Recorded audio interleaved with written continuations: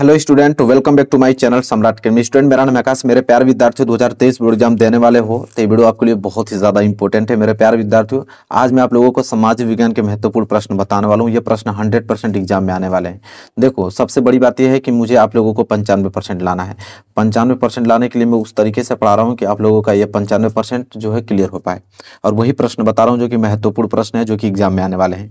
देखिए, आपसे रिक्वेस्ट कर रहा हूँ कि वीडियो पूरा तक देखना है, क्योंकि इस वीडियो में जो क्वेश्चन आप लोगों को बताने वाले हैं, बहुविकल्पीय भी बताऊंगा, लघुत्तरीय, दीर्घोत्तरीय, वो सारे जो हैं हाई अपर लेवल के प्रश्न हैं। अपर लेवल का मतलब ये चीज होता है कि जो ये प्रश्न ऐसे हैं कि जो हर एक व्यक्ति को, हर एक लड़का को याद नहीं होता है। देखिए, नॉर्मल प्रश्न तो हर एक लड़का याद कर लेता है, जो छोटे छोटे प्रश्न हैं वो तो सभी लोग को याद होता है, लेकिन जो अच्छे प्रश्न हैं वो सबको याद नहीं होता है। वही मैं आप लोगों को याद कराने की कोशिश कर रहा हूं। तो ये वीडियो बहुत ज्यादा इंपॉर्टेंट है। इसमें मैंने एक भी नॉर्मल प्रश्न नहीं लिया है, सभी हाई लेवल के प्रश्न हैं, जो कि लोग अधिकतर भूल जाते हैं उन प्रश्नों को, वही प्रश्न लिया हूं।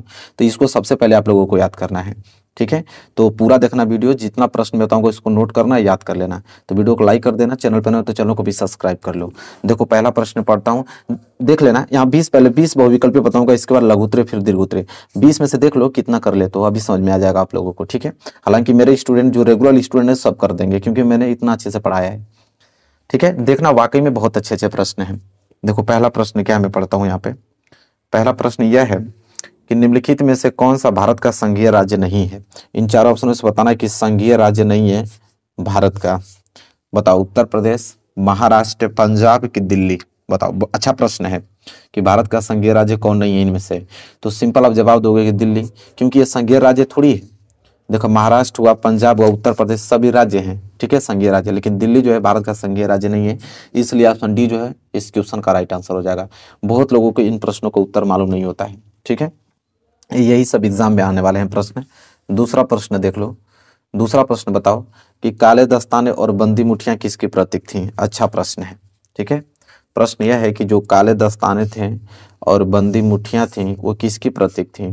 क्रोध की, शांति की, अश्वेत शक्ति की कि खुशी की। बताइए क्या होगा राइट आंसर। क्वेश्चन नंबर दूसरे का बहुत प्यारा प्रश्न है। तो आप सिंपल जवाब दोगे कि अश्वेत शक्ति की। किनकी? अश्वेत शक्ति की। याद रखना आप लोग, बहुत इंपॉर्टेंट है। बहुत सारे बच्चे भूल जाते हैं इस प्रश्नों को, लेकिन आपको भूलना नहीं है, इसलिए तो मैं आप लोगों को इतना अच्छे से तैयारी करा रहा हूँ। चलो तीसरा देखो। अब यह प्रश्न देखो कितना कमाल का प्रश्न है। प्रश्न यह है कि जो धर्मनिरपेक्ष राज्य में धर्म का कोई स्थान नहीं, कि एक राष्ट्र एक धर्म में विश्वास, कि केवल बहुसंख्यक वर्ग के धर्म को मान्यता, कि ऑप्शन डी सभी धर्मों को समान समझना। बहुत प्यारा प्रश्न है, बताओ। अब देखो कितना अच्छा प्रश्न है, स्टार बना लो। ऐसे ही प्रश्न मैं लेकर आया हूँ, ठीक है, जो कि बहुत लड़कों को मालूम नहीं रहेगा और आपको मालूम होगा, और उनसे बेहतर अंक आप लेकर आओगे। तो देखो, धर्मनिरपेक्ष राज्य में क्या होता है यहाँ पे कि सभी धर्मों को समान समझा जाता है। धर्मनिरपेक्ष राज्य का मतलब होता है कि सभी धर्मों को समान समझना। मतलब ऑप्शन डी जो है इस प्रश्न का राइट आंसर हो जाएगा, ठीक है। याद रखना, कभी भूलना मत इन प्रश्नों को, ठीक है। और यही सब एग्जाम में आने वाले प्रश्न हैं, तो प्रैक्टिस हो जाएगी बहुत। मैं इतना प्रैक्टिस करा दूंगा कि सारे प्रश्न आपके दिमाग में छप जाएंगे, ठीक है। तो तीसरा प्रश्न में हो गया। चलो प्रश्न नंबर 4। और देखो, 20 में से आप लोग मुझसे पहले आंसर दे लो, ठीक है। कमेंट करके बताना कि कितना 20 में से कितना क्वेश्चन आपने सही दिया है, ठीक है। मैं चेक करूंगा आप लोगों का। तो चलो क्वेश्चन नंबर 4 देखते हैं। हालांकि लघुत्तरीय, दीर्घोत्तरीय सभी देखने वाले हैं इस वीडियो में। चलो अगर आगे के प्रश्न बात करें क्वेश्चन नंबर 4, तो देखो क्वेश्चन नंबर 4 यह है कि भारत में यहाँ औरतों के लिए आरक्षण की व्यवस्था है। मतलब भारत में औरतों के लिए आरक्षण की व्यवस्था कहाँ पे है। लोकसभा, विधानसभा की, मंत्रिमंडल की, पंचायती राज की संस्थाएं। बताओ, अच्छा प्रश्न है। जो पढ़ा होगा अच्छे तरीके से वही इस प्रश्न को उत्तर दे पाएगा कि भारत में यहाँ औरतों के लिए आरक्षण की जो व्यवस्था है कहाँ पे है। तो आप उत्तर दोगे डी, पंचायती राज संस्थाएं में। पंचायती राज संस्थाएं में औरतों को आरक्षण के लिए व्यवस्था दी गई है, ठीक है। तो ये प्रश्न आपको याद होना चाहिए। देख रहे हैं ना किस लेवल के प्रश्न हमने लेकर आया है। ये प्रश्न मतलब एग्जाम में आते हैं और इन प्रश्नों को कोई फोकस नहीं करता है, कोई बताता भी नहीं है, बस नॉर्मल प्रश्न बताते जाएंगे जो आपको याद रहेगा, ठीक है। तो ऐसा काम नहीं करने वाले। नॉर्मल प्रश्न तो हम लोग ऐसे ही अच्छे तरीके से याद कर लिए हैं। उन प्रश्नों को पढ़ना है कि जो हम लोग भूल रहे हैं इस समय, ठीक है, उनकी प्रैक्टिस ज्यादा करनी है। देखो क्वेश्चन 5वां क्या है कि नर्मदा बचाओ आंदोलन किससे संबंधित है। कह रहा है कि नर्मदा बचाओ आंदोलन जो चलाया गया था वो किससे संबंधित रखता है। सतलुज बांध से, हीराकुंड बांध से, नागार्जुन बांध से, कि सरदार सरोवर बांध से। बताओ क्वेश्चन नंबर 5 का राइट आंसर क्या होगा। नर्मदा बचाओ जो आंदोलन था वो किससे संबंधित था। आप ऑप्शन डी पे क्लिक करोगे, सरदार सरोवर बांध से, ठीक है, सरदार सरोवर बांध से संबंधित है। ठीक है, नर्मदा बचाओ आंदोलन। चलो देख रहे हो ना किस लेवल का प्रश्न है। अगला प्रश्न देखो, यह प्रश्न तो इंपॉर्टेंट है। नेपाल में लोकतंत्र की स्थापना बताओ कि नेपाल में जो लोकतंत्र की स्थापना हुई थी कब हुई थी? 2005 में, 2006 में, 2008 में, 2015 में। ठीक है, क्वेश्चन नंबर 6 का राइट आंसर क्या होगा मेरे प्यारे बच्चों कि भारत में लोकतंत्र की जो स्थापना हुई थी वो कब हुई थी? अच्छा प्रश्न है, तो आप जवाब दोगे 2008 में। ठीक है, कब? 2008 में। नेपाल में लोकतंत्र की जो स्थापना हुई थी 2008 में हुई थी, और अच्छा प्रश्न है यह। चलिए मेरे प्यारे बच्चों अगला प्रश्न देखते हैं। देखो अगला प्रश्न भी बहुत प्यारा प्रश्न है। अगला प्रश्न यह है, थोड़ा ध्यान से पढ़ना आप लोग, कि निम्नलिखित में से किस एक देश को छोड़कर हर जगह तानाशाही पर लोकतंत्र को प्राथमिकता दी जाती है? मतलब इन चारों ऑप्शन में से कोई किसी एक देश को छोड़कर हर जगह, ठीक है, तानाशाही पर लोकतंत्र की प्राथमिकता दी जाती है। भारत, पाकिस्तान, नेपाल की श्रीलंका। बताओ राइट आंसर क्या होगा? तो मेरे प्यारे बच्चों वो है पाकिस्तान। मात्र पाकिस्तान इन चारों में से एक ऐसा देश है, पाकिस्तान, इसमें कि इसमें तानाशाही लोकतंत्र पर प्राथमिकता नहीं दी जाती है। बाकी सभी जगह तानाशाही लोकतंत्र पर प्राथमिकता दी जाती है। ये प्रश्न बहुत ज़्यादा इंपॉर्टेंट है और इसको अच्छे तरीके से एक दो बार प्रैक्टिस कर लेना। इन प्रश्नों को पहले नोट कर लेना कॉपी पे पहली बात, और इसकी जब सोने जा रहे हो तो एक बार पढ़ के सो लेना। तो इस तरह डेली पढ़ोगे तो ये सारे प्रश्न जो आप लोगों को इंपॉर्टेंट है, जो कि डिफिकल्ट है, नॉर्मल प्रश्न तो याद ही रहेगा, इन्हीं प्रश्नों पे दिक्कत हो रही है तो डेली देखते जाओगे 5 मिनट ना, तो ये सारे प्रश्न आप लोगों के दिमाग में छप जाएगा। चलो अगला प्रश्न देखते हैं, प्रश्न नंबर 8वां। देखो प्रश्न नंबर 8वां कितना बड़ा प्रश्न है, बहुत अच्छा प्रश्न है। क्या है कि लोकतांत्रिक व्यवस्था के राजनीतिक और सामाजिक असमानताओं के बारे में किए गए अध्ययन बताते हैं कि लोकतंत्र और विकास साथ साथ चलते हैं, कि लोकतांत्रिक व्यवस्थाओं में असमानताएं बनी रहती हैं, कि तानाशाही में असमानताएं नहीं होती हैं, कि तानाशाही लोकतंत्र से बेहतर है। बताओ प्रश्न नंबर 8 में का राइट आंसर क्या होगा मेरे प्यारे बच्चों कि लोकतांत्रिक व्यवस्था के राजनीतिक और सामाजिक असमानताओं के बारे में किए गए अध्ययन क्या बताते हैं? ठीक है, तो मेरे प्यारे बच्चों वो बताते हैं कि जो लोकतांत्रिक व्यवस्थाओं में असमानताएं बनी रहती हैं, मतलब ऑप्शन बी जो है इस प्रश्न का राइट आंसर हो जाएगा। तो ये भी प्रश्न इंपॉर्टेंट था, 2022 में भी ये प्रश्न आया था। ठीक है, तो चलो क्लियर कर लेना इसको, और 2023 में भी ये पूछा जा सकता है, तो इसलिए मैं इसको इंक्लूड किया हूँ। बड़ा प्रश्न है और इम्पोर्टेंट है। चलिए तो देखिए भी प्रश्न क्लियर हो गया ना, प्रश्न 8वां अच्छा प्रश्न था। ठीक है, चलिए प्रश्न नंबर आगे बढ़ते हैं। प्रश्न नंबर 9 देखिए, प्रश्न नंबर 9 यह है कि भारत में मताधिकार की आयु क्या है? ठीक है, मतलब कि भारत में अगर कितने एज के हो जाएंगे तो आप मत दे सकते हैं, ठीक है, वोट दे सकते हैं। बताओ 21 वर्ष के, 20 वर्ष के, 25 वर्ष के, 18 वर्ष के? ठीक है, तो मेरे प्यारे ये प्रश्न नॉर्मली इसका तो उत्तर दे पाओगे आप लोग आसानी से कि भारत में मताधिकार की जो आयु क्या है, तो ये आपका 18 वर्ष, मतलब ऑप्शन डी जो इस प्रश्न का राइट आंसर हो जाएगा। ठीक है, तो ये भी प्रश्न बहुत सिंपल है, ये तो याद हो जाएगा आप लोगों को। अगला प्रश्न अच्छा है, ये देखो कह रहा कि राजनीति एक, यहाँ पे भरना है आप लोगों को कि राजनीति एक का क्षेत्र है, मतलब राजनीति एक संभावनाओं का क्षेत्र है कि विकल्पों का क्षेत्र है कि प्रयासों का क्षेत्र की ये सभी हैं। बताओ प्रश्न 10वां का राइट आंसर क्या होगा कि जो राजनीति है वो कैसा क्षेत्र है? तो देखो राजनीति एक जो है ना वो संभावनाओं का क्षेत्र है। ऑप्शन ए जो है इस प्रश्न का राइट आंसर हो जाएगा। देखिए यही प्रश्न आप लोगों के एग्जाम में आएंगे, और ज्यादातर मैं आपको बताऊं हकीकत में कि 70% लोगों को इन प्रश्नों को उत्तर आप लोगों को मालूम नहीं रहेगा। 70% लड़कों को, जो भी इस वीडियो में आपको प्रश्न करा रहा हूँ ऑब्जेक्टिव क्वेश्चन, तो 70% लोगों को मालूम नहीं रहेगा। मात्र 30% जो रेगुलर पढ़ते रहेंगे, जिनको ये प्रश्न कराया जाएगा, जैसे मैं इस प्रश्न को करा रहा हूं, तो आप लोगों को याद रहेगा। ठीक है, तो इन प्रश्नों को अच्छे से प्रैक्टिस कर लेना आप लोग। अगला प्रश्न देखो, प्रश्न नंबर 11 क्या है? प्रश्न नंबर 11 है कि मानव विकास रिपोर्ट 2018 में भारत का कौन सा स्थान प्राप्त हुआ था? मतलब कह रहा है कि अगर मानव विकास रिपोर्ट के अनुसार देखा जाए तो 2018 में भारत का कौन सा स्थान प्राप्त हुआ था? 125वां, 124वां, 129वां कि 130वां? बताओ प्रश्न 11 का राइट आंसर क्या होगा? तो आप बताओगे कि 130वां रैंक था। कितना? 130वां स्थान था भारत का। तो यह प्रश्न बहुत ज्यादा इंपॉर्टेंट है। चलिए तो ये भी प्रश्न क्लियर हो गया ना, प्रश्न नंबर 11। प्रश्न नंबर 12 की तरफ बढ़ते हैं। देखिए प्रश्न नंबर 12, देखिए प्रश्न नंबर 12 है कि सामान्यतः किसी देश का विकास निम्नलिखित में से किस आधार पर निर्धारित किया जा सकता है? बहुत प्यारा प्रश्न है। ठीक है, देख रहे हो ना कैसे कैसे प्रश्न है कि सामान्यतः किसी देश का अगर विकास निम्नलिखित में से किस आधार पर निर्धारित किया जा सकता है? ठीक है, बताओ प्रति व्यक्ति आय के आधार पे, कि औसत साक्षरता स्तर पे, कि लोगों की स्वास्थ्य स्थिति, कि ऑप्शन डी उपयुक्त में से सभी। बताओ प्रश्न नंबर 12 है ना इंपॉर्टेंट, बहुत प्यारा प्रश्न है कि किसी भी देश का अगर विकास की हम बात करें तो इनमें से किस पे निर्धारित किया जा सकता है, तो आप बोलोगे कि उपयुक्त में से सभी, क्योंकि किसी भी देश की अगर विकास की हम बात करें तो प्रति व्यक्ति आय की जरूरत पड़ेगी, औसत साक्षरता स्तर का भी वहाँ पे, और लोगों की स्वास्थ्य की स्थिति पर भी डिपेंड करता है, तो इसलिए उपयुक्त में से सभी जो ऑप्शन डी है इस प्रश्न का राइट आंसर हो जाएगा। तो बहुत प्यारे प्यारे प्रश्न है, देख पा रहे हैं, कोई भी नॉर्मल प्रश्न हमने नहीं लिया है। जो प्रश्न में आप लोग फंसते हो, जो अधिकतर लोगों को याद नहीं होता है, उन्हीं प्रश्नों का मैं जिक्र कर रहा हूँ इस वीडियो में। ठीक है, प्रश्न 13 देखो क्या है, कि निम्न पड़ोसी देशों में से मानव विकास के लिहाज से किस देश की स्थिति जो है भारत से बेहतर है। ठीक है, कह रहा है कि निम्न पड़ोसी देशों में से मानव विकास के लिहाज से किस देश की जो स्थिति है भारत से बेहतर है। बांग्लादेश, श्रीलंका, नेपाल, पाकिस्तान। बताओ प्रश्न 13 का राइट आंसर क्या होगा। सिंपल जवाब दोगे श्रीलंका। ठीक है, श्रीलंका मतलब ऑप्शन बी जो है इस प्रश्न का राइट आंसर हो जाएगा। ठीक है, देख लो ना मेरे प्यारे बच्चों, बहुत अच्छे अच्छे प्रश्न हैं। वीडियो को लाइक नहीं किया तो लाइक कर दो और अपना काउंट करते रहना कि कितना क्वेश्चन अपने 20 में सही करोगे। ठीक है, अगला प्रश्न देखो, निम्न में से किसको कृषि क्षेत्र कहते हैं। देखो बताना है कि चार ऑप्शन में से किसको कृषि क्षेत्र कहा जाता है। प्राथमिक क्षेत्र को, द्वितीय क्षेत्र को, तृतीय क्षेत्र को, कि चतुर्थ क्षेत्र को। बताओ कि कृषि क्षेत्र किसको कहा जाता है, तो आप बताओगे कि प्राथमिक क्षेत्र को हम लोग कृषि क्षेत्र कहते हैं, मतलब ऑप्शन ए जो है इस प्रश्न का राइट आंसर हो जाएगा। अच्छा प्रश्न है मेरे प्यारे विद्यार्थियों, याद कर लेना आप लोग। चलो प्रश्न नंबर 15 देखो प्रश्न नंबर 15 यह है, मैं थोड़ा छोटा कर दूं ताकि सब कुछ स्पष्ट दिखे। हाँ दिख रहा होगा ना पूरा अच्छे से। प्रश्न 15 है कि सार्वजनिक और निजी क्षेत्रक आधार पर विभाजित है। सार्वजनिक और निजी क्षेत्र के आधार पर विभाजित है। रोजगार की शर्तें, कि आर्थिक गतिविधि के स्वभाव, कि उद्यमों की स्वामित्व, कि उद्यम में नियोजित श्रमिकों की संख्या।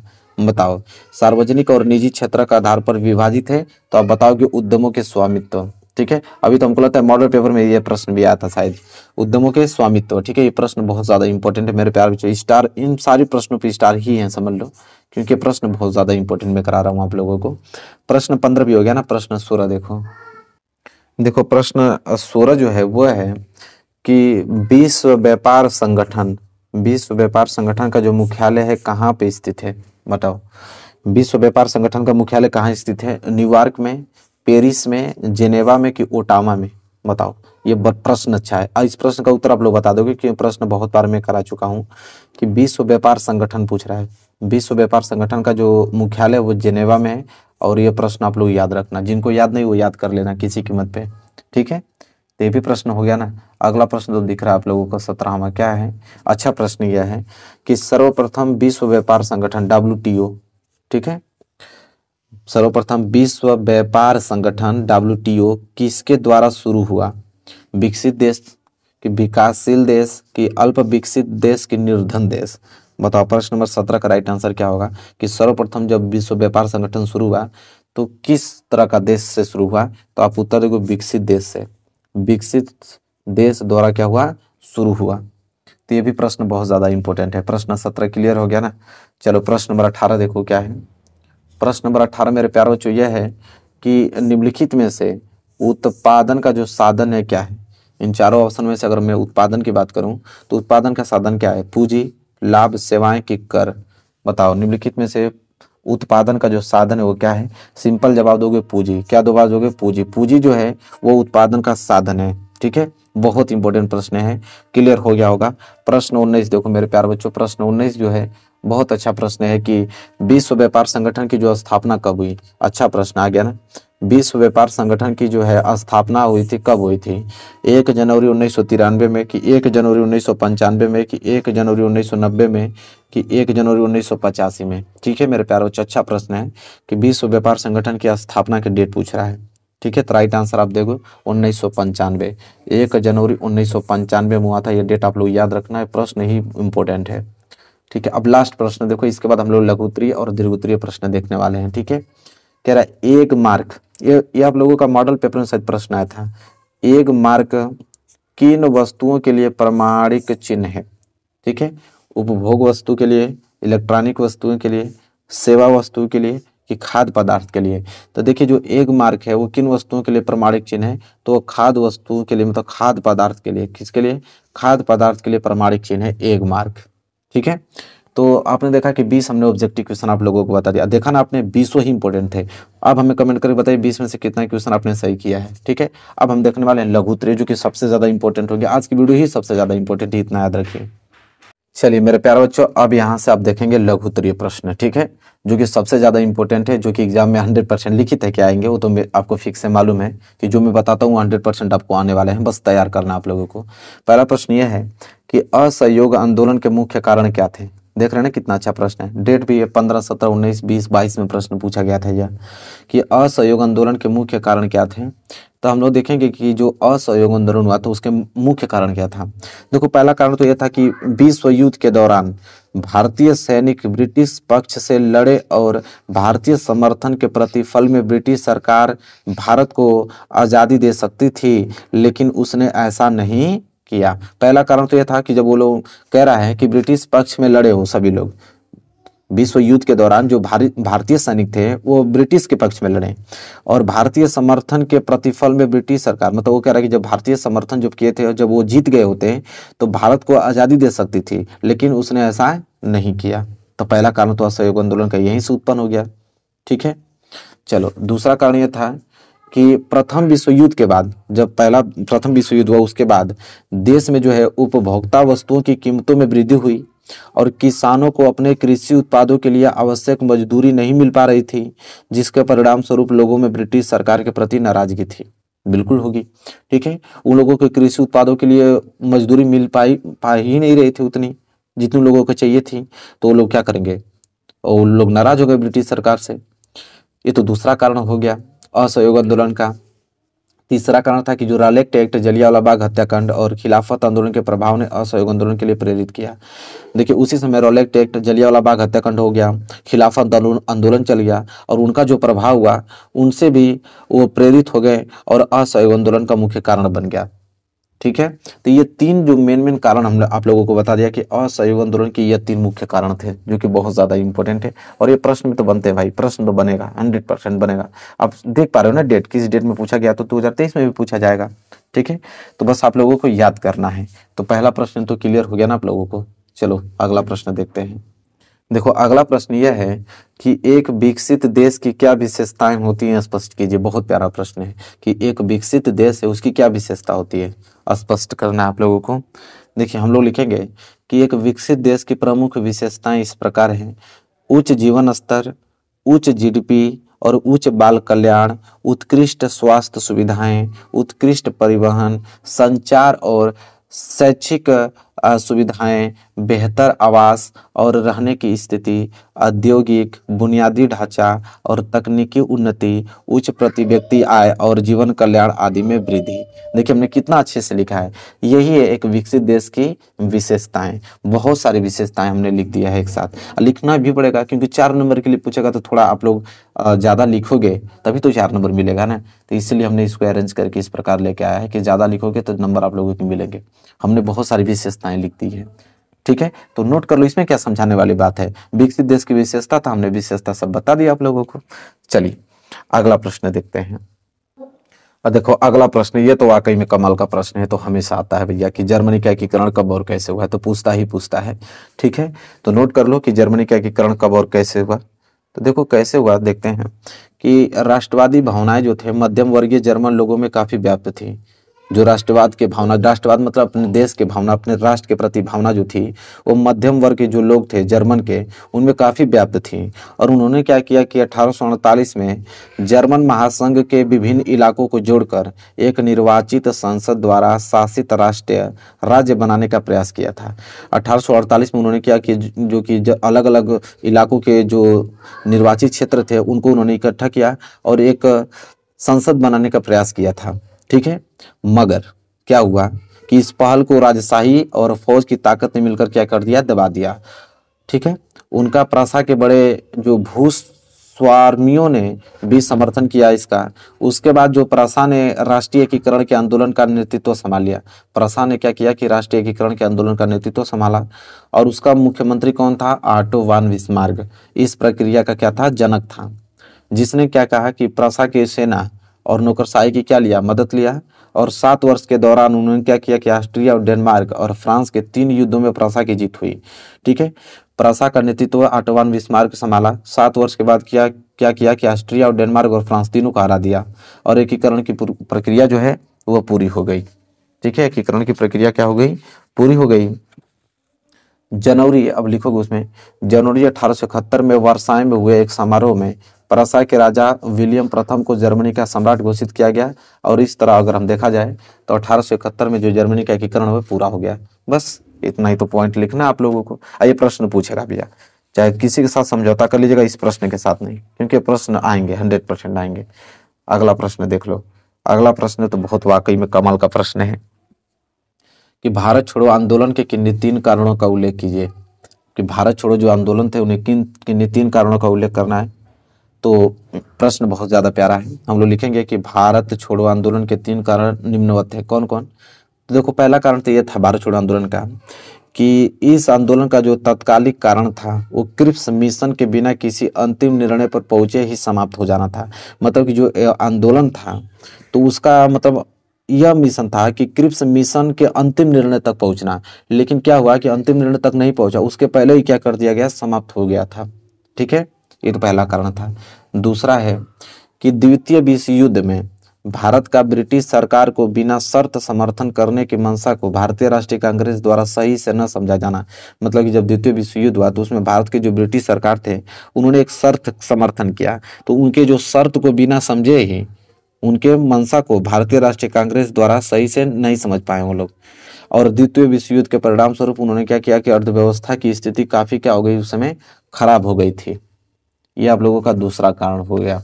और तीसरा कारण यहाँ पे नोट कर लो। तीसरा कारण यह है कि ब्रिटिश सरकार विरोधी भावना तथा पूर्ण स्वतंत्रता की मांग ने भारतीय जनता के बीच लोकप्रियता हासिल कर ली थी। और वहीं अखिल भारतीय किसान सभा, फॉरवर्ड ब्लॉक आदि जैसे कांग्रेस से संबंध विभिन्न निकायों के नेतृत्व में 2 दशक से चल रहे जन आंदोलनों ने भी इस आंदोलन के लिए क्या किया? पृष्ठभूमि निर्मित कर दी थी। तो मेरे प्यारे बच्चों, तीनों कारण हमने बता दिया। देखो, ये हुबहू याद तो होगा नहीं, रियलिटी आपको बता रहा हूँ। कोई लड़का है जो इसको हुबहू याद नहीं कर सकता है। कुछ ही गिने चुने होंगे अपवाद में, एक्सेप्शन में, कि जो बहुत टैलेंट होंगे, मल्टी टैलेंटेड, वही याद कर पाएंगे। आपको नंबर अगर उठाना है तो इस जैसे बोल दिया कि भारत छोड़ो आंदोलन के 3 कारणों को उल्लेख कीजिए, तो आपको हुबहू तो याद होगा नहीं। आप क्या करोगे? आप एक एक हेडिंग पढ़ लो। जैसे 3 हेडिंग हमने दिया है, पहला कारण, दूसरा कारण और तीसरा कारण। तीनों कारण के जब आपको पढ़ोगे तो उसमें आपकी थॉट थोड़ी विकसित कर लो कि पहले कारण में क्या हुआ था, दूसरे में क्या हुआ था, तीसरे में। बस उसी को बनाकर आप लोगों को लिख देना है। ठीक है, अगर नहीं पूरा याद होता है तो, अगर याद होता है तो बहुत अच्छी बात है।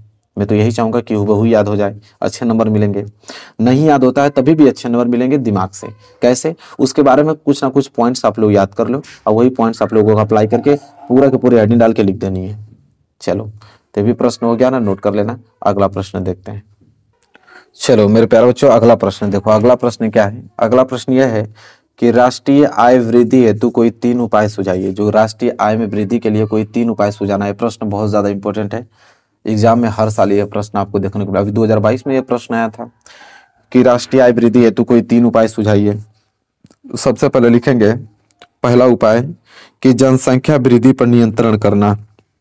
लिखेंगे कि भारत में जनसंख्या तीव्र गति से बढ़ने के कारण प्रति व्यक्ति आय कम है, अतः राष्ट्रीय आय में वृद्धि नहीं हो पाती है।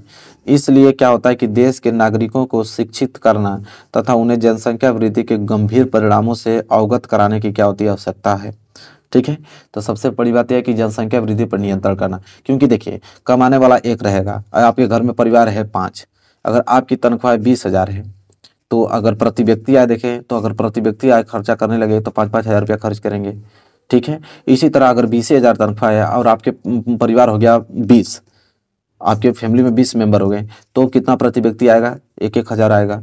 तो उतनी अपनी आवश्यकताओं को पूर्ति नहीं कर पाएंगे। तो इसलिए कह रहा है कि जनसंख्या वृद्धि पर नियंत्रण होना बहुत जरूरी है। ठीक है, तो पहली हेडिंग हो गया राष्ट्रीय आय वृद्धि। ऐसे कर सकते हो आप लोग कि जनसंख्या कम करो, पैसा आपको अधिक मिलेगा। ठीक है, और अपनी सारी आवश्यकताओं को पूर्ति कर पाओगे आप।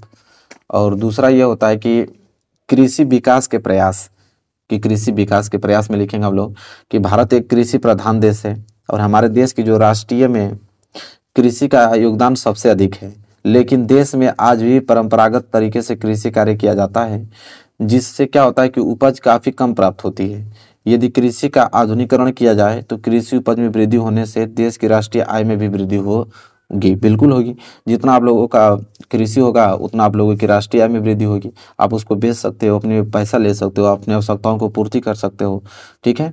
तो कृषि करना बहुत ज़्यादा जरूरी है। तो दूसरा तो कारण ये हो गया कि कृषि विकास के प्रयास, ठीक है। और तीसरा अगर हम बात करें तो तीसरा देख लो, इसको मैं साइड कर लेता हूँ। तीसरा होता है कि बचत वृद्धि को प्रोत्साहन। यह क्या होता है, लिखेंगे कि देश की जनता में जो बचत के प्रति जागरूकता व पूंजी निर्माण में वृद्धि के प्रयास सरकार के द्वारा किए जाने चाहिए, जिससे क्या होता है कि अधिक उत्पादन किया जा सके। जब उत्पादन अधिक होगा तो रोजगार भी अधिक लोगों को मिलेगा, बिल्कुल, जिसके परिणाम स्वरूप प्रति व्यक्ति आय और राष्ट्रीय आय में भी क्या होगी, वृद्धि होगी। तो तीन ही कारण हमसे पूछा था कि तीन उपाय इसके सुझाइए, तीनों उपाय हमने आप लोगों को बता दिया। और ये प्रश्न आप लोग मतलब इन प्रश्नों को लिख लो, याद कर लेना अच्छे तरीके से। चलो अगला प्रश्न देख लो। अगला प्रश्न क्या है, अगला प्रश्न मेरे प्यारों से यह है कि शिशु मृत्यु दर रोकने के कोई तीन उपाय बताइए। प्रश्न बहुत ज्यादा इंपॉर्टेंट है, ठीक है। पूछता है कि जो शिशु मृत्यु दर है उसको रोकने के लिए तीन उपाय। तो हम लोग लिखेंगे कि शिशु मृत्यु दर रोकने के तीन उपाय निम्नवत हैं। कौन कौन थे, देखो। पहला तो यह है कि शिक्षा का प्रसार होना, ठीक है। और इसमें हेडिंग बनाओगे, लिखोगे कि देश के नागरिकों में रूढ़िवादी और अज्ञानता को कम करने के लिए शिक्षा का प्रयास बहुत ही ज़्यादा क्या है, ज़रूरी है। और शिक्षा का प्रसार होने से क्या होता है कि नागरिकों में नए नए विचार आएंगे और जागृति उत्पन्न होगी। और अतः शिशु मृत्यु दर को रोकने के लिए स्त्रियों का शिक्षित होना अति आवश्यक है। अगर लड़की जो स्त्री है अगर वो शिक्षित होंगी तो शिशु मृत्यु दर कम होगी, ठीक है। उनको नॉलेज होगा कि मुझे कितने फैमिली मेंबर्स चाहिए, ठीक है, अपने इनकम के हिसाब से। तो उनका शिक्षा होना बहुत ही ज़्यादा जरूरी है, ठीक है। तो शिक्षा का प्रसार पहली हेडिंग आपने डाल दिया। इसके बाद दूसरी हेडिंग आप बनाओगे, ये तो पहली हेडिंग थी। दूसरी हेडिंग बनाओगे जीवन स्तर में उन्नयन, ठीक है। दूसरी हेडिंग आपकी क्या रहेगी, जीवन स्तर में उन्नयन। इसमें लिखोगे कि जीवन स्तर के सुधार में निर्धनता बड़ी बाधक है। सभी के पास रोजगार होगा तो निर्धनता क्या होगी, दूर होगी। सबके पास अगर रोजगार होगा तो निर्धनता दूर होगी ही होगी, क्योंकि सभी अपना देखभाल कर लेंगे, किसी दूसरे पर डिपेंड तो होंगे नहीं। फलस्वरूप गर्भवती महिलाओं को पौष्टिक एवं संतुलित आहार के साथ साथ उपयुक्त वातावरण भी प्राप्त होगा, बिल्कुल। इससे शिशु मृत्यु दर में कमी आएगी, ठीक है। तो ये आप लोगों का दूसरी हेडिंग रहेगी जीवन स्तर में उन्नयन। लिख लो, इसको नोट्स बना लो, एक दो बार पढ़ोगे तो सारी चीजें क्लियर हो जाएंगी। और तीसरा यह है कि बाल चिकित्सालय, और इसमें लिखोगे कि देश के प्रत्येक क्षेत्र में जो है एक बाल चिकित्सालय की व्यवस्था होनी ही चाहिए, जिसमें क्या होता है कि जन्म के बाद बच्चों की स्वास्थ्य संबंधी समस्याओं का समाधान अति शीघ्र किया जा सके, जिससे शिशु बाल मृत्यु दर में कमी आ सके। इसलिए होगा क्योंकि देखिए, बाल जब बच्चा होता है तो अगर बच्चे की तबीयत खराब हो जाएगी, अगर वहाँ पर उसको सुविधा नहीं मिलेगी, अगर बच्चे की डेथ हो जाती है तो अगले माता पिता सोचेंगे कि अगला बच्चा फिर पैदा करना चाहेंगे। अगर बाल चिकित्सालय रहेगा तो अगर तबीयत वगैरह खराब जो भी होगी तो उसकी देखभाल हो सकती है, वो बच्चा सही हो जाएगा, ठीक है। सही हो जाएगा तो दूसरे बच्चे की जरूरत नहीं पड़ेगी। तो यह चीज होगा कि बाल चिकित्सालय भी बहुत ज्यादा जरूरी है शिशु मृत्यु दर रोकने के लिए। तो आई होप क्लियर हो गया होगा, तीनों हमने एक्सप्लेन करके आप लोगों को बता दिया, क्लियर हो गया होगा आप लोगों को। चलिए अगला प्रश्न देखते हैं। देखो मेरे प्यारों से यह प्रश्न तो बहुत ज्यादा वाकई में इंपॉर्टेंट है कि 1929 की महामंदी का भारत पर क्या प्रभाव पड़ा। तो वाकई में प्रश्न इंपॉर्टेंट है, तो प्रश्न बनता ही बनता है। तो ये तो मालूम होना ही चाहिए आप लोगों को कि 1929 की जो महामंदी हुई थी उस पर भारत पर क्या प्रभाव पड़ा। तो लिखेंगे हम लोग कि 1929 की महामंदी का जो प्रभाव जो है भारत पर भी पड़ा, और महामंदी ने भारतीय व्यापार को फौरन प्रभावित किया। और 1928 से लेकर 1934 के बीच देश के जो आयात और निर्यात थे वो घटकर लगभग क्या हो गए थे, आधे रह गए थे उस समय। और 1928 से लेकर 1934 के बीच अगर हम बात करें तो भारत में जो गेहूं की कीमत थी वो 50% क्या होगी, गिर गई। और शहरी निवासियों, तो शहर में रहने वाले लोगों के मुकाबले किसानों और काश्तकारों को ज्यादा क्या हुआ, नुकसान हुआ। यद्यपि कृषि उत्पादों की कीमत क्या हो गई, तेजी से क्या होगी, नीचे गिरने लगी। लेकिन सरकार ने क्या किया, लगान वसूली में छूट देने से क्या किया, बिल्कुल इनकार कर दिया। और सबसे बुरी मार उन काश्तकारों पर पड़ी जो विश्व बाजार के लिए उपज पैदा करते थे, ठीक है। टाट का निर्यात बंद होने से, टाट मतलब नमक का निर्यात क्या हो गया, बंद होने से जो कच्चे पटसन की कीमतों में क्या हुआ, 60% से ज़्यादा क्या आ गई, गिरावट आ गई। और मंदी के इन्हीं सालों में जो भारत है वो कीमती धातुओं खास तौर से सोने का निर्यात करने लगा। मतलब उनकी कीमत इतनी गिर गई कि वो लोग तो सेल कर नहीं पा रहे थे, कोई खरीद ही नहीं रहा था, इसलिए उन लोगों को मजबूरी में वो लोग जो सबसे कीमत धातु सोने थी उसका निर्यात करने लगे। और 1931 में मंदी ने अपने चरम पर थी और ग्रामीण जो भारत असंतोष व उथल पुथल के दौरे से क्या हो रहा था, गुजर रहा था। तो आपने देखा ना कितना बुरा प्रभाव पड़ा भारत पर 1929 की जो महामंदी आई थी। ठीक है, तो एक्सप्लेन करके हमने पूरा अच्छे से लिख दिया है, इसको आप नोट कर लेना। 1-2 बार 3 बार पढ़ोगे तो सारी चीज़ें आपको क्लियर हो जाएंगी। ठीक है, चलो मेरे प्यारे बच्चों, ये भी प्रश्न आप लोगों को क्लियर हो गया, अच्छा प्रश्न था। अगला प्रश्न देखते हैं। देखिए मेरे प्यारे बच्चों, अगला प्रश्न हम देखते हैं। अगला प्रश्न यह है कि आर्थिक क्रियाओं के 3 प्रमुख प्रकारों का वर्णन कीजिए। वेरी वेरी मोस्ट इंपोर्टेंट प्रश्न है कि आर्थिक क्रियाओं के जो 3 प्रमुख प्रकारों का वर्णन करना है। तो लिखेंगे कि वे सभी क्रियाएं जिनसे मनुष्य को धन प्राप्त होता है आर्थिक क्रियाएं कहलाती हैं। कह रहा है कि वे सभी क्रियाएं जिनसे मनुष्य को क्या होता है, धन प्राप्त होता है, उसे हम क्या बोलेंगे, आर्थिक क्रिया कहेंगे। जैसे खेती करना हुआ, कृषि कार्य, नौकरी करना आदि। आर्थिक क्रियाएं 3 प्रकार की होती हैं। कौन कौन सी? तो पहली होती है कि प्राथमिक आर्थिक क्रियाएं। और प्राथमिक आर्थिक क्रिया में लिखेंगे कि प्रकृति के सहयोग से जो आर्थिक क्रियाएं की जाती हैं उन्हें प्राथमिक आर्थिक क्रियाएं कहते हैं। जैसे खनन कार्य, कृषि कार्य तथा मत्स्य पालन आदि, ये सभी प्राथमिक आर्थिक क्रियाएं के अंतर्गत आएगा, क्योंकि प्रकृति के सहयोग से ये सारी क्रियाएं उत्पन्न होती हैं। ठीक है, दूसरा होता है द्वितीय आर्थिक क्रियाएं, और इसमें लिखेंगे द्वितीय आर्थिक क्रियाएं में कि वे क्रियाएं जो प्राकृतिक उत्पादों की सहायता से विभिन्न वस्तुओं का निर्माण करती हैं उन्हें द्वितीय क्रियाएं कहते हैं। जैसे कपास से कपड़े बनाना, पहले तो कपास आता है प्राकृतिक रूप में, कपास से हम क्या बनाएंगे, कपड़े बनाएंगे। ठीक है, लकड़ी से हम लोग कागज बनाते हैं, ये सभी आएंगे द्वितीय आर्थिक क्रियाएं के अंतर्गत। ठीक है, और तीसरा यह है आपका तृतीय आर्थिक क्रियाएं। तृतीय आर्थिक क्रिया में लिखेंगे कि वे क्रियाएं जो किसी वस्तु का उत्पादन नहीं करती हैं बल्कि प्राथमिक व द्वितीयक आर्थिक क्रियाओं के विकास में क्या करती हैं, सहायता करती हैं, उन्हें हम बोलते हैं तृतीय आर्थिक क्रियाएं। जैसे परिवहन के साधन हुआ, बैंक तथा बीमा कंपनियां आदि, ये तृतीय आर्थिक क्रियाएं के अंतर्गत आएंगे। क्लियर हो गया आप लोगों को? चलो अगला प्रश्न देख लो, जो कि बहुत ज्यादा इंपॉर्टेंट है, हर साल एग्जाम में प्रश्न बनता है। यह प्रश्न क्या है अभी मैं बताता हूँ आप लोगों को। यह कि राष्ट्रीय ग्राम रोजगार गारंटी अधिनियम 2005 पर एक संक्षिप्त टिप्पणी लिखें। ठीक है, तो देखो हम लोग शॉर्टकट में लिखेंगे अच्छे तरीके से कि पूरे नंबर मिल जाए।